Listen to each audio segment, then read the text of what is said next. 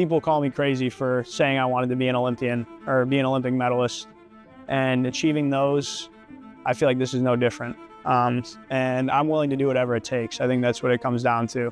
I would say the biggest difference between this Olympics and the last one is just having that experience has allowed me to enjoy the training process a little bit more, knowing that I have one under my belt and everything worked out pretty well the first time around.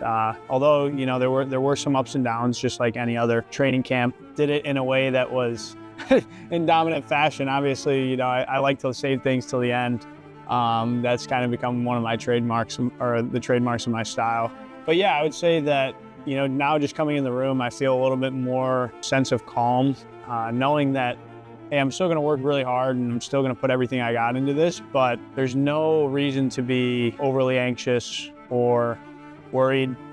There's actually a quote that I repeat to myself pretty often, which is, just because you worry more doesn't mean you care more. You know, I just think we sometimes make this more than what it is. In my head, I really do think it's a privilege to be able to wrestle, and it's called the Olympic Games at the end of the day, so it is just a game.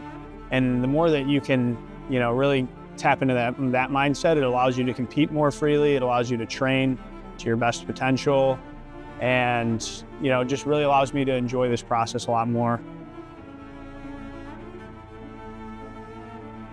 The margin of error is so thin on the Olympic stage that it really does come down to who has the clearest mind and is ready to just lay it all out there for 6 minutes. And I think the only way to do that is if to be supremely focused. Like, every weight at the Olympics is stacked. You know, you could have a conversation with just about any guy and he's gonna name a guy that he knows he's neck and neck with, that he's got to compete against, or he's got an uphill battle to climb. And I feel like 86, for me, it's no different. My family believes in me, my brother, right, my cousins, everybody that I've wrestled with my whole life believes in me. I'd be crazy not to believe in myself. You know, sometimes we're our own worst enemy, and it's like, people call me crazy for saying I wanted to be an Olympian or be an Olympic medalist, and achieving those, I feel like this is no different. And I'm willing to do whatever it takes. I think that's what it comes down to. So Olympic hero is my grandfather.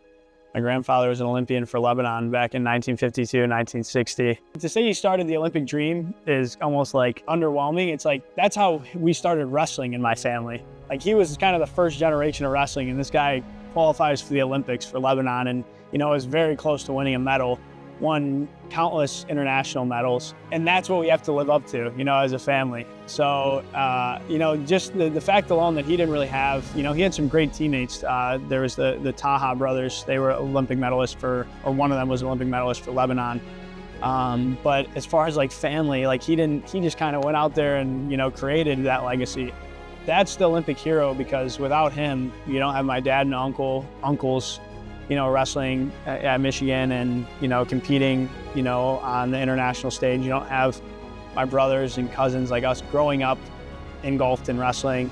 And this whole, like, us sitting here right now probably isn't gonna happen, because he was the one that really, like, pushed for wrestling and kind of introduced it to my family.